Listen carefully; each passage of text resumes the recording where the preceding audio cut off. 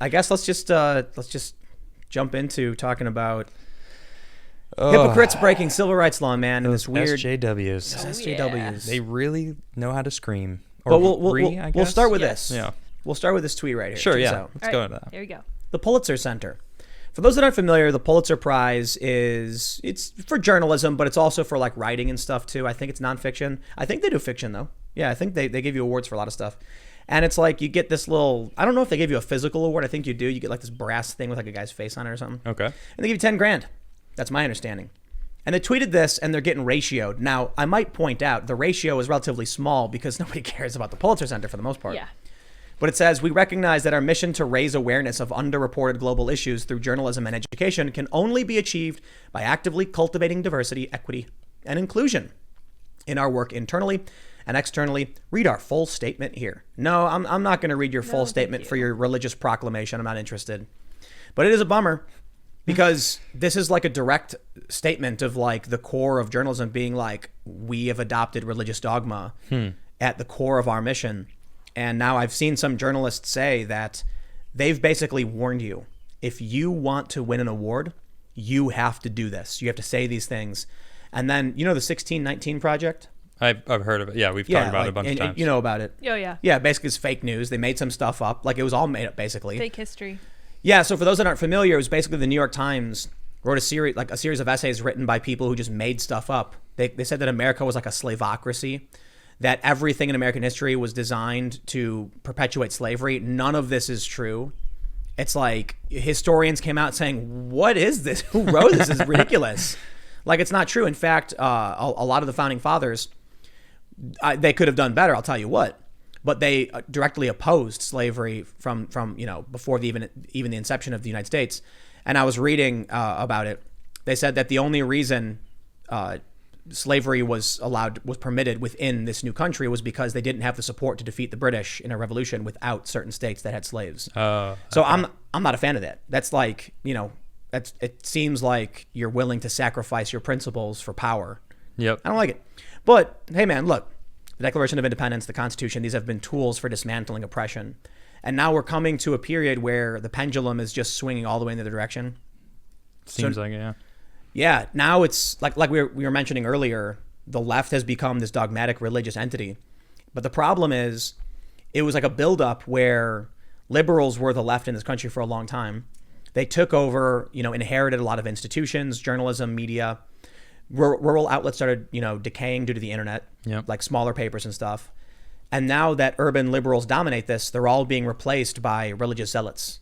So it's like all of a sudden you wake up one day and a cult owns your mainstream media, owns your video gaming. It starts manipulating and you're watching them stick their tendrils into it. Even like small town businesses are being taken over. Walmart, Home Depot. Like, or they're adopting. Well, no, they're. I mean, I'm just making a comparison. It's the same kind of thing. It's happening across the board. With like the weird, just people taking over. You know what it is? I think it's the natural progression of civil rights law. But now it's gone to a point where it's overtly breaking civil rights law. So, for those that are curious about like the headline, I just have I have more than one friend, and I can see these people that I knew have I would dare I say have lost it. It's like, how do you get someone out of a cult? And it's funny because they message me saying things like, what happened to you, man? And I'm like, nothing, literally nothing. Yeah, nothing happened to me. I'm the same exact way. I had some people that I knew from Vice come over. They're like, we're hanging out. And they're saying this insane stuff. And I'm like, what changed for you guys? And they were like, what do you mean, man? Like, they're looking at me saying that I've changed, my content's changed. And I'm like, let me ask you a question, man. Think about an article Vice would have written 10 years ago. Okay. Think about an article Vice would write today. Like, come on. I don't know Vice anymore, so I can't even think of something that they'd write. They wrote an article that said this horrifying app can show you any woman topless. Because what it would do is you take a picture and then it would Photoshop it instantly to like take the shirt off. Okay. And I was like, here's the article, right? And they're like, yeah. And I'm like, would Vice have written this 10 years ago? No. And they're like, no. And I'm like, right. So you look at me and you're like, you changed, man. I'm like, no, I didn't. I went to work for the company in what year was it? It was 2012 is when I started talking to Vice. 2013 is when I got hired. And that was around the time things started to change. I went to go work for the company that would write offensive comments and content and do gross things like take a dump in a jar and leave it festering in the back of the building. They actually did that. Like, Seriously? yeah, there's weird stories about the things they used to do when they were edgy and punk rock, like really weird stuff. And then they all of a sudden just became infected by this stuff. And I'm like, you guys don't understand that what you say and what you're doing, regular people don't like it, you know? Yeah, regular people. Yeah. So it's like, you think about policy-wise, and I'm like, here you are advocating for one, violating the civil rights law. When they do posts where they're like, we're only hiring, so in like the UK, they do this thing where they say they're only hiring BAME. Okay. What does BAME stand for? Never even heard of it. I'm not sure. But that's the word, right? Let me look it up. Yeah, it's like... BAME. B-A-M? Yeah, B-A-M-E. BAME. Yeah, it's like something African and minority ethnic, I think. Black, Okay. Asian, minority, ethnic. There you go, Black, Yeah, Asian, minority, ethnic. And in the United States, that's illegal outright. Yeah. There's some exceptions. Okay. Yeah, so if someone came out and said, I'm looking to hire for this job, but you have to be this category, Okay. that's totally illegal. Makes sense. And so the civil rights movement was built to stop people hiring based on identity. Yeah. And we pass a law saying you can't do this anymore.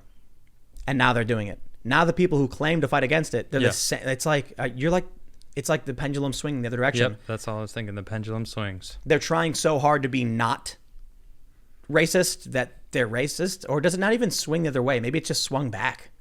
Maybe the pendulum swing really is like racists, freedom, racists, freedom. And it doesn't matter what the core ideology is if they're just overt racists. Yeah. The But Pulitzer Prize seems just like it's become a participation trophy. Like, Yeah. you did an awesome article about SJW stuff. Here you go. You You wrote win one You wrote a good sermon for the SJW. the Church of Population. Inclusion and Diversity. Yeah. And the definitions keep changing. Like this is funny. James Lindsay is is James Lindsay a professor? He's a professor, right? He is. Yeah. And do you know what the Sokol Squared hoax is? No idea. You're gonna love this, bro. Oh man. And I know a lot of people listening probably already know this, but if you don't, you're gonna love this. So Peter Boghossian, Oh, yeah. James Lindsay, and Helen Pluckrose, the three masterminds of what's called Sokol Squared. Sokol Square. Peter Boghossian is, what is he? He's associate professor of philosophy, I think. No, he's a math teacher. He's a math. Yeah. Peter Boghossian. Oh, sorry. Yeah. Yeah, Peter. James Lindsay's a math I was teacher, gonna say, right? yeah. Okay. Let me see. They wrote fake academic articles, Okay. published them, or submitted them and got them published in prestigious academic journals. Okay. Now, first, they wrote one called, what was it, like, they wrote, where are we getting feedback now? What's going on with that? Yeah, I hear that. Whoa. Oof. There we go. Whoa. I don't know They- if they can hear it. I don't think it's they can. just That was us, just us. right? Yeah. It's just us. All right, It's hold on. terrible. Go, Go, I go. don't want to bury the lead. Go ahead. They wrote about rape culture in dog parks. In dog parks. Dog parks. Okay. Right? And it gets, I think that one got picked up. Yep. Here's the best one. They took a section out of Mein Kampf and they changed certain proper nouns to feminist buzzwords, Okay. and it got published. Wait, what's Mein Kampf? That's Hitler's book. Oh, jeez. Yep. Okay. I And it think got they published. I think Sure it, did. that one did get So published. there, right? there were some. Yeah, that's that some one was- professional yeah. troll work right Oh there. my God. And Wow. they got attacked for They're it. trying But to prove a point. the point was that Because it got picked up. social sciences has been totally dominated by dogma. Yeah. That if you just adhere to the dogma of the social justice rhetoric, they'll publish anything. It's like, man, could you imagine this? This is what's crazy. Because I had my complaints with the moralistic religious right when I was growing up, but they couldn't add pages to the Bible. Right. You know what I mean? It was like the Bible was there. Imagine if they could, though. Yeah. My It's goodness. like was today they? we're putting a new chapter right in the back. And that's what we're getting with social Well, justice. they'd have to fit it. Isn't the end like the end of all times? I don't No, know the no, Bible no. at all. Yeah, When's it's isn't Revelations? Is Yeah, that in the that's the middle? end. That's the the end. But that's Yeah. not the end of the world. Yeah, it I is. thought it is, isn't Revelation? it? End times. Yeah. No. Yeah, end times, Yes. isn't it? No, I think you guys are wrong. I will tell you this. certainly don't have I anything. know. I don't know the Bible at I all. was so. raised in it. Yeah, you know. 100%. I would trust her. End of days. And I'm is right. Revelation. So Yeah. couldn't go then. They'd have to fit it in before that. Yeah, just squish I thought- it in. Right I thought before that the was end, like- this all this new stuff will happen that we're gonna Not declare. about what will happen, just like new rules. Yeah. Oh, so Leviticus that would go in 8,926. Yes, Old Testament. Well, how often do you think Yeah. that had to have Leviticus, happened though Deuteronomy. in real life? They actually Added they stuff? had to add stuff I don't and know. They create did. new things and I mean, I don't know a whole lot about the history, but I'm pretty sure there was like something like Council of Rome or something. Do you know about this? Council of Nicaea. Is that what they it's went called? through and they like edited some of it. And Yeah, some of it- yeah. Come on, what is that I all know, about? I know. The word of God isn't good enough here. It's good enough We're here. gonna fix it. Let's just fix a little bit. So anyway, look. The point is, yeah. the King James Bible has been the same, and for all of my arguments with the people I grew up with who were religious, Okay. I knew what I was arguing against. Now they just keep changing everything. Yep. Now it's like, look, James Lindsay said, I'll kindly add some expanded clarity on these continuously evolving definitions for you. What does that even mean? That's funny. But he's right. He is well, they correct. keep changing Yeah. stuff. Look at this. Diversity. What does it mean? Diversity means more than just acknowledging and or tolerating difference. Diversity is a set of conscious practices that involve understanding and appreciating interdependence of humanity, cultures, and the natural environment, practicing mutual respect for qualities and experiences that are different from our own, understanding that diversity includes not only ways of being, but also ways of knowing, recognizing that personal, cultural, and institutionalized discrimination creates and sustains privileges for some while creating and sustaining disadvantages for others. Building alliances across differences so that we can work together to eradicate all forms of discrimination. Now, as far as I'm concerned, this whole thing is like the new nobility. That's what it is. And they want to maintain their class power by claiming that they're advocating against their class power. But they're not. They're establishing it. Right? Okay. I see what you're saying. A society that says everyone has equal opportunity and merit determines means that, well, of course, some people have class-based, advantages. But when you assert this and you straight up say white people have privilege, you are establishing that always you, as a white person, are above, that you're better off. You're anchoring your position as in the hierarchy above other people. It's literally what they do. Yeah. And they justify it by saying like, but we're going to help those in need. It's like, nah, you're actually just telling people that you're smarter and better than them, And now it's in journalism, and it'll be everything. I think we were talking about how this stuff is kind of drifting away when COVID happens. It felt like it for a while, yeah. Yeah, and now that COVID's going away, this is coming back. Coming back, yay. Going away, in quotes. But it is. I mean, Hope like, so. we see those videos of people out partying at the Lake of the Ozarks. It feels like they're really trying to keep it as long as possible, though. Like, wait, where's COVID? Can we keep it around somehow? Can we blame it for something else? We don't have enough powers as it is. Yeah, exactly. And for a while, the culture war was COVID. Yeah, that's true. It was like the dogma from the left was the lockdown must remain. And then the right started saying, no, the lockdown must be lifted. And like, that was it. And it was like, what? Yep. That was it. It was It's a partisan issue now. Like, Yep. Yeah, I don't what? know why, yeah. And now, what are we dealing with? We're dealing with like the lockdown's backfired. Yep. We've got numerous studies saying it. The New York Times. This is what my main segment on my my YouTube my Timcast channel was about. The New York Times said the coronavirus is worse in Democrat counties.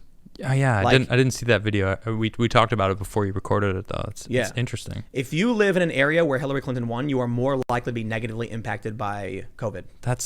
I was not expecting to hear that. Yep. And the New York and so a lot of people immediately say like, oh well, the Hillary Clinton districts are all population dense. Doesn't explain Houston and Dallas. It doesn't explain Japan. It doesn't explain a bunch of big cities around the world that did not face this. Well, someone actually tweeted this to me earlier. They said that you talked about, you referenced Japan, the numbers in Japan. Yeah. And they said that they live in Japan. They've been there for 6 years. And it's really hard to get tested. It's really hard to get treatment. So a lot of the people who have COVID are going unnoticed, basically. Sure. So But it's look hard at to get an actual number. look at the numbers in so I think the easiest way to assess that is you look at South Dakota, you look at Texas, you look at Florida. Right. Okay. Are their hospitals overrun with COVID patients? No.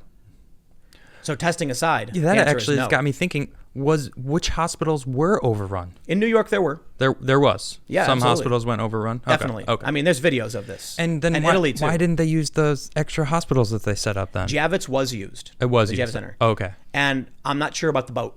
Right. right. Was it the I Mercy don't or think the something? it was medical used boat? at all. Yeah, I don't think it was. Yeah. The Javits Center was used, but most of the field hospitals, like 90% or whatever, never used it all.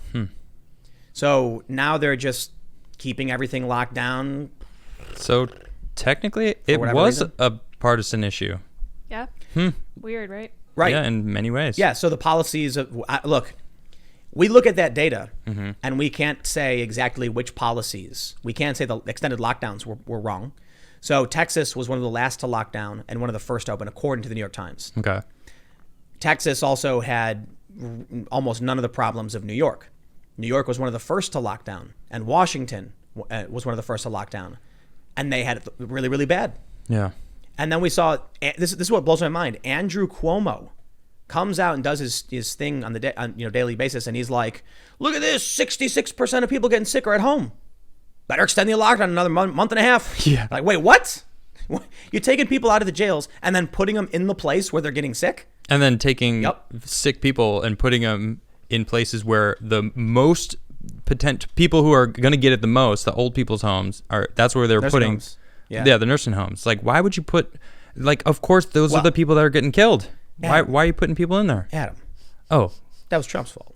right. He blamed Trump He for blamed that. Trump That's for it. right. Even though Trump sent over the medical boat for Right, them right, to use, right. Yeah. which now I'm finding out they didn't even use. Yep.